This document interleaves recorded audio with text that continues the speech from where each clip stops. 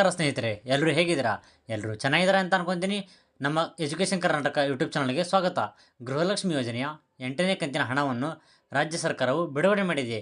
ಇದನ್ನು ಲೈವ್ ಪ್ರೂಫ್ನಲ್ಲಿ ಈ ವಿಡಿಯೋದಲ್ಲಿ ತೋರಿಸಲಾಗಿದೆ.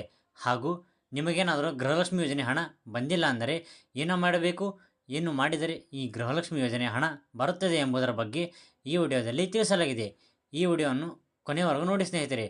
ಹಾಗೆ ನೀವೇನಾದರೂ ಇನ್ನೂವರೆಗೂ ನಮ್ಮ ಯೂಟ್ಯೂಬ್ ಚಾನಲನ್ನು ಸಬ್ಸ್ಕ್ರೈಬ್ ಮಾಡಿಕೊಂಡಿಲ್ಲ ಅಂದರೆ ತಕ್ಷಣವೇ ಸಬ್ಸ್ಕ್ರೈಬ್ ಮಾಡಿಕೊಳ್ಳಿ. ಅದರ ಜೊತೆಗೆ ಬೆಲ್ ಐಕಾನ್ ಮೇಲೆ ಕ್ಲಿಕ್ ಮಾಡಿ. ನಾವು ಹಾಕುವ ಹೊಸ ವಿಡಿಯೋಗಳ ನೋಟಿಫಿಕೇಷನ್ ನಿಮಗೆ ಬರುತ್ತದೆ. ಇದರ ಜೊತೆಗೆ ಈ ವಿಡಿಯೋಗೆ ಒಂದು ಲೈಕ್ ಮಾಡಿಕೊಳ್ಳಿ ಸ್ನೇಹಿತರೆ. ಮತ್ತು ನಿಮಗೇನಾದರೂ ಈ ಗೃಹಲಕ್ಷ್ಮಿ ಯೋಜನೆಯ 8ನೇ ಕಂತಿನ ಹಣ ಬಂದಿದ್ದರೆ ತಪ್ಪದೆ ನಮಗೆ ಕಮೆಂಟ್ ಮಾಡಿ ತಿಳಿಸಿ. ಹೌದು ಸ್ನೇಹಿತರೆ, ಈ ಗೃಹಲಕ್ಷ್ಮಿ ಯೋಜನೆಗೆ ಅರ್ಜಿ ಸಲ್ಲಿಸಿದ ರಾಜ್ಯದ ಎಲ್ಲ ಫಲಾನುಭವಿ ಮಹಿಳೆಯರ ಖಾತೆಗೆ ಈಗಾಗಲೇ ರಾಜ್ಯ ಸರ್ಕಾರವು 7 ಕಂತಿನ ಹಣವನ್ನು ಜಮಾ ಮಾಡಿದೆ.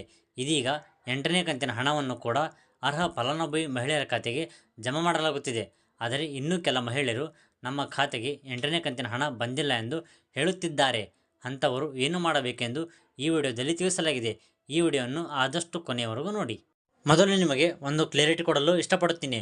ಅದು ಏನೆಂದರೆ, ಈ ಗೃಹಲಕ್ಷ್ಮಿ ಯೋಜನೆಯ 8ನೇ ಕಂತಿನ ಹಣವನ್ನು ಕೆಲ ಪ್ರಮುಖ ಜಿಲ್ಲೆಯ ಮಹಿಳೆಯರ ಖಾತೆಗೆ ಮಾತ್ರ ಈವರೆಗೆ ಜಮಾ ಮಾಡಲಾಗಿದೆ. ಇನ್ನುಳಿದ ಜಿಲ್ಲೆಯ ಮಹಿಳೆಯರ ಖಾತೆಗೆ ಇದೇ ತಿಂಗಳು ಅಂದರೆ ಏಪ್ರಿಲ್ ತಿಂಗಳು 20ನೇ ತಾರೀಕಿನೊಳಗೆ ಜಮಾ ಮಾಡಲಾಗುವುದು ಎಂದು ಮಹಿಳಾ ಮತ್ತು ಮಕ್ಕಳ ಅಭಿವೃದ್ಧಿ ಸಚಿವೆಯಾದ ಲಕ್ಷ್ಮೀ ಹೆಬ್ಬಾಳ್ಕರ್ ಅವರು ತಿಳಿಸಿದ್ದಾರೆ. ಈ ಗೃಹಲಕ್ಷ್ಮಿ ಯೋಜನೆಯ 8ನೇ ಕಂತಿನ ಹಣ ಬಂದಿರುವ ಲೈವ್ ಪ್ರೂಫನ್ನು ನೀವು ಇಲ್ಲಿ ನೋಡಬಹುದು. ಇದರಲ್ಲಿ ಏಪ್ರಿಲ್ 10ನೇ ತಾರೀಕಿನಂದು 2,000 ರೂಪಾಯಿ ಹಣ ಅಂದರೆ ಈ ಗೃಹಲಕ್ಷ್ಮಿ ಯೋಜನೆಯ 2,000 ರೂಪಾಯಿ ಹಣವನ್ನು ಜಮಾ ಮಾಡಲಾಗಿದೆ. ಹಾಗೆ ನಿಮಗೇನಾದರೂ ಈ ಗೃಹಲಕ್ಷ್ಮಿ ಯೋಜನೆಯ 8ನೇ ಕಂತಿನ ಹಣ ಬಂದಿಲ್ಲಪ್ಪ ಅಂತಂದರೆ ಏನು ಮಾಡಬೇಕೆಂದರೆ, ನೀವು ಮೊದಲು ನಿಮ್ಮ ಬ್ಯಾಂಕ್ ಖಾತೆಗೆ ನಿಮ್ಮ ಆಧಾರ್ ಕಾರ್ಡನ್ನು ಲಿಂಕ್ ಮಾಡಿಸಬೇಕಾಗುತ್ತದೆ. ಈ ಆಧಾರ್ ಕಾರ್ಡನ್ನು ನಿಮ್ಮ ಬ್ಯಾಂಕ್ ಖಾತೆಗೆ ಕಡ್ಡಾಯವಾಗಿ ಲಿಂಕ್ ಮಾಡಿಸಲೇಬೇಕು. ಇಲ್ಲವಾದರೆ ಈ ಗೃಹಲಕ್ಷ್ಮಿ ಯೋಜನೆ ಹಣ ನಿಮಗೆ ಬರೋದಿಲ್ಲ.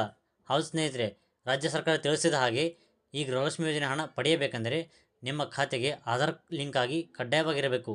ಕಡ್ಡಾಯವಾಗಿ ನೀವು ನಿಮ್ಮ ಬ್ಯಾಂಕ್ ಖಾತೆಗೆ ನಿಮ್ಮ ಆಧಾರ್ ಕಾರ್ಡನ್ನು ಲಿಂಕ್ ಮಾಡಿಸಲೇಬೇಕು. ಇಲ್ಲವಾದರೆ ಈ ಗೃಹಲಕ್ಷ್ಮಿ ಯೋಜನೆ ಹಣ ನಿಮ್ಮ ಖಾತೆಗೆ ಬರುವುದಿಲ್ಲ.